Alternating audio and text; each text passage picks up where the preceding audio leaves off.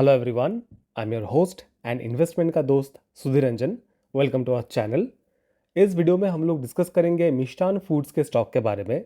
ये एक small cap penny stock है और हाल ही में काफ़ी पॉपुलर हुआ है। नॉर्मली जो रिटेल इन्वेस्टर्स है वो पेनी स्टॉक्स में बहुत ईजिली फंस जाते हैं, तो इसीलिए हमने सोचा कि इस स्टॉक का एनालिसिस करके देखते हैं कि क्या ये स्टॉक सच में एक मल्टीबैगर हो सकता है या फिर इस स्टॉक को अवॉइड करना चाहिए।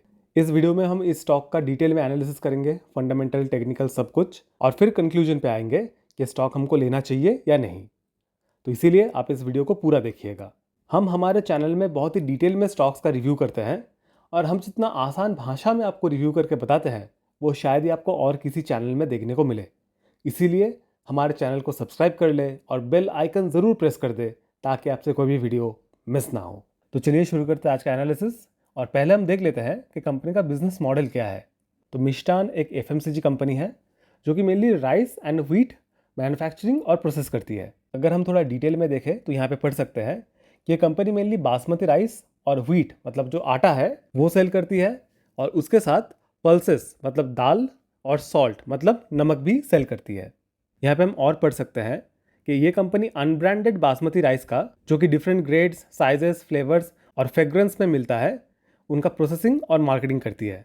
एंड अपार्ट फ्रॉम दिस ये कंपनी फिनिश्ड पल्सेस और एडिबल सॉल्ट का मतलब दाल और जो खाने लायक नमक होता है उसको थर्ड पार्टी मैन्युफैक्चरर से लेके अपने ब्रांड के नाम से मार्केट और डिस्ट्रीब्यूट करती है। ये कंपनी करेंटली 10 स्टेट्स में प्रेजेंट है, मतलब पूरे इंडिया में इनका प्रेजेंस अभी तक नहीं है। हमारे एरिया में तो मिष्टान का प्रोडक्ट नहीं मिलता। अगर आपके एरिया में मिलता है तो आप हमको कमेंट्स में ज़रूर बताइएगा कि इनका प्रोडक्ट्स कैसा होता है। अगर हम इनका प्रोडक्ट प्रोफाइल देखें तो सॉल्ट में इनके पास रेगुलर सॉल्ट, क्रिस्टल सॉल्ट और रॉक सॉल्ट मिलता है। आटा में wheat red and blue, pulses में तूर का दाल मिलता है। कमेंट्स में बताइएगा कि आप में से कितने लोग तूर का दाल खाते हैं। और उसके साथ बासमती राइस में raw basmati rice, steam basmati rice, golden sela basmati rice और वाइट सेला बासमती राइस ये कंपनी सेल करती है। ये कंपनी अपने बासमती राइस को Pristino and Snowflake brand name से मार्केट करती है। इनके सेला बासमती राइस का ब्रांड नेम है महाबत और शाहरियार। इनके स्टीम बासमती राइस का ब्रांड नेम है जैसिंथ और जैस्पर। इनका जो आटा है उसका ब्रांड नेम है आई लव व्हीट, और इनका जो सॉल्ट है उसको ये लोग मिष्टान रॉक सॉल्ट के नाम से मार्केट करते हैं। अगर आप में से किसी ने भी ये प्रोडक्ट्स यूज़ किए हैं तो हमको कमेंट्स में ज़रूर बताइएगा कि इनका क्वालिटी कैसा होता है। इनका जो प्रोसेसिंग प्लांट है वो हिम्मतनगर, गुजरात में लोकेटेड है। और अगर हम जियोग्राफिकल रेवेन्यू ब्रेकअप देखें तो फिनेंशियल ईयर 22 के हिसाब से डोमेस्टिक से इनका 99% रेवेन्यू आया है और एक्सपोर्ट से 1%। अभी हम एक सीरियस मैटर को डिस्कस कर लेते हैं। कंपनी के डायरेक्टर्स और की मैनेजरियल पर्सनल के ऊपर फंड्स मिसमैनेजमेंट का एलिगेशन लग चुका है, और इसके साथ forgery of cheques and digital signatures का भी एलिगेशन था, जिसकी वजह से इनके ऊपर पुलिस कंप्लेंट भी हुआ था। फरवरी 2020 में सेबी ने इनके ऊपर 15 लाख का फाइन लगाया था for non compliance with its directives, और इसके साथ सेबी ने कंपनी को वार्न भी किया था और केयरफुल रहने के लिए बोला था in resolving investors complaints within timeline, मतलब समय के अंदर जो इन्वेस्टर्स का कंप्लेन है उनको रिजॉल्व करने के लिए इनको वार्न किया गया था। तो ये सब एलिगेशंस देख के कंपनी के मैनेजमेंट के ऊपर भरोसा करना बहुत ही मुश्किल है। यहाँ पे हम कंपनी के न्यू प्लान्स के बारे में डिस्कस करना चाहेंगे। ये कंपनी अपना जो प्रेजेंस है वो leading online grocery delivery platforms पर बढ़ाना चाहती है ताकि ये अर्बन पॉकेट्स को ज़्यादा से ज़्यादा पेनिट्रेट कर सके। और इसके साथ कंपनी का एक बहुत ही बड़ा प्लान है जिसके लिए ये कंपनी ने गवर्नमेंट ऑफ गुजरात से एक मेमोरेंडम ऑफ अंडरस्टैंडिंग साइन किया था दिसंबर 2021 में। और इनका प्लान ये है कि ये लोग ग्रेन बेस्ड इथानॉल बनाना चाहते हैं। आप सभी को पता होगा कि जो फ्यूल है, फॉर एग्जाम्पल पेट्रोल, तो उसको और इन्वायरमेंट फ्रेंडली बनाने के लिए उसमें इथानॉल मिक्स किया जाता है। और नॉर्मली हमको सुनने के लिए मिलता है जो इथानॉल है वो शुगर केन से बनता है, बट ये लोग ग्रेन बेस्ड इथानॉल बनाना चाहते हैं। ये जो प्रोजेक्ट है इसका कॉस्ट अराउंड 2250 करोड़ है, और अगर ये प्रोजेक्ट चालू हो गया तो 3500 करोड़ का एनुअल रेवेन्यू ये कंपनी कर सकती है सिर्फ इथानॉल प्रोजेक्ट से। कंपनी का करंट मार्केट कैप है 2000 करोड़ के आसपास, और सच में अगर ये कंपनी इतना ज़्यादा रेवेन्यू कर पाती है तो कंपनी के मार्केट कैप में, स्टॉक प्राइस में हमको बहुत ज़्यादा जंप देखने के लिए मिल सकता है। इनका टारगेट है कि सेकेंड क्वार्टर ऑफ 2024 से इनके इथेनॉल प्लांट का जो ऑपरेशंस है वो चालू हो जाए। अगर ये सच में हो जाता है तो कंपनी ट्रूली एक मल्टीबैगर बन सकती है। अभी अगर हम स्टॉक का फंडामेंटल्स देखें तो करंट प्राइस चल रहा है 20 रुपीज़ के आसपास, मार्केट कैप है 2089 crore, price to earning ratio है 80.3, रिटर्न ऑन कैपिटल एम्प्लॉयड है 46.4%, रिटर्न ऑन इक्विटी है 39.7%, डेट टू इक्विटी रेशियो है 0.34 और पीईजी रेशियो है 1.46। नॉर्मली पीईजी रेशियो अगर 1 होता है तो हम स्टॉक को फेयरली वैल्यूड मानते हैं, बट जो स्मॉल कैप और हाई ग्रोथ वाले कंपनीज होते हैं उनमें पीईजी रेशियो 2 टाइम्स तक कंसिडर किया जाता है। तो इसके हिसाब से स्टॉक अभी ऑलमोस्ट फेयरली वैल्यूड है। डेट कंपनी में बहुत ज़्यादा है नहीं, मैनेजेबल है। आरओई और आरओसी बहुत ही बढ़िया है, पर स्टॉक का प्राइस टू अर्निंग रेशियो बहुत ही हाई साइड में है। स्मॉल कैप स्टॉक में प्राइस टू अर्निंग कभी कभी ज़्यादा होता है अगर स्टॉक में ग्रोथ अच्छा होता है तो, और एफएमसीजी सेक्टर में भी प्राइस टू अर्निंग थोड़ा हाई साइड पे मिलता है। बट अगर आप इस स्टॉक का मीडियन पी देखेंगे वो है 46.5, तो उसके हिसाब से भी स्टॉक का जो प्राइस टू अर्निंग है वो बहुत ही हाई है। मे भी इस कंपनी के इथेनॉल प्रोजेक्ट के जो पोटेंशियल है उसको देख के मार्केट इतना हाई पी दे रहा है। अभी अगर हम स्टॉक का ग्रोथ देखें तो ईपीएस ग्रोथ 3 साल में है 1085%, 5 साल में है 40.7%, सेल्स ग्रोथ 3 साल में है 10.5% और 5 साल में है 10.9%। तो सेल्स ग्रोथ स्टॉक में उतना बढ़िया है नहीं, बिलो एवरेज है। ईपीएस ग्रोथ 5 साल में बढ़िया है और 3 साल में तो आउट ऑफ द वर्ल्ड है। ये ईपीएस ग्रोथ सस्टेनेबल नहीं है, तो इसको डिस्कस करके फ़ायदा है नहीं। स्टॉक का ऑपरेटिंग प्रॉफिट मार्जिन 5 साल में 6.92% है, जो कि उतना बढ़िया नहीं है। अभी अगर हम स्टॉक का क्वार्टरली रिजल्ट देखें तो मार्च 2023 तक स्टॉक में एक बहुत ही बढ़िया ग्रोथ देखने के लिए मिल रहा था हमको, बट लास्ट 3 क्वार्टर से स्टॉक का जो सेल्स है वो बहुत ही नीचे आ चुका है। पहले के क्वार्टर के कंपैरिजन में हाफ हो चुका है एक्चुअली।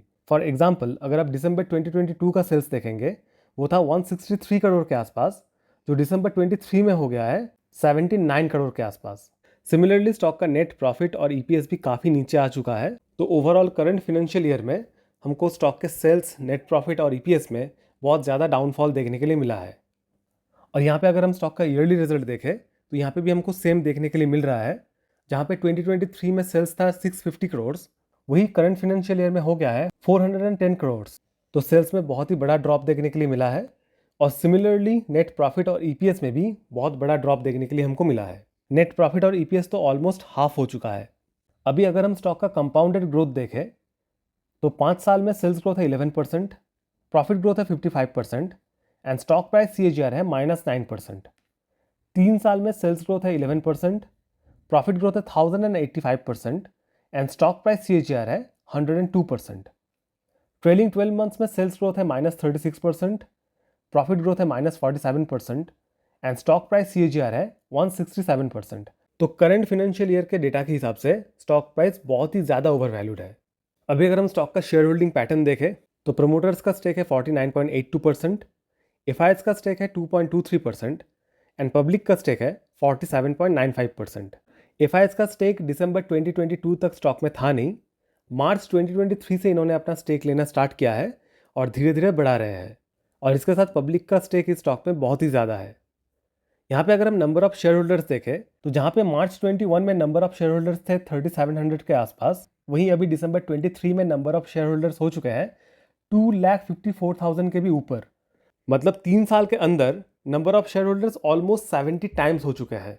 यहाँ पे हम लोग नंबर ऑफ शेयर होल्डर्स अगर 3 टाइम्स 4 टाइम्स हो जाता है तो उसको स्टॉक के लिए खराब बोलते हैं, और यहाँ पे तो 70 टाइम्स हो चुका है।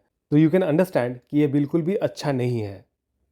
अभी अगर हम स्टॉक का टेक्निकल चार्ट देखें तो ना तो वीकली टाइम फ्रेम में और ना ही डेली टाइम फ्रेम में हमको कोई पैटर्न बनते हुए दिख रहा है। डेली टाइम फ्रेम में यहाँ पे थोड़ा सा वियर्ड सा कैंडलस्टिक पैटर्न बना हुआ है, बट कोई डेफिनेटिव पैटर्न देखने के लिए नहीं मिल रहा है। अगर इस स्टॉक में कोई भी पैटर्न बनता है तो हम आपको वीडियो बना के ज़रूर बताएंगे, इसीलिए हमारे चैनल को सब्सक्राइब करके रखें। और इस स्टॉक में हमको कोई फंड हाउस का रिपोर्ट भी एक्टिव नहीं मिला।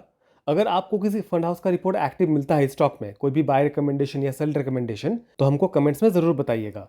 तो अभी अगर हम लोग कंक्लूजन पे आ जाए तो फंडामेंटल्स के हिसाब से इस स्टॉक का वैल्यूएशन हमको उतना अट्रैक्टिव नहीं लग रहा है और कंपनी के मैनेजमेंट के ऊपर भी ज़्यादा भरोसा नहीं आ रहा है।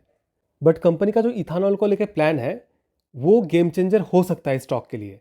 अगर सच में उतना रेवेन्यू आता है जितना ये लोग क्लेम कर रहे हैं तो स्टॉक का मार्केट कैप और प्राइस दोनों ही बहुत ज़्यादा बढ़ सकता है।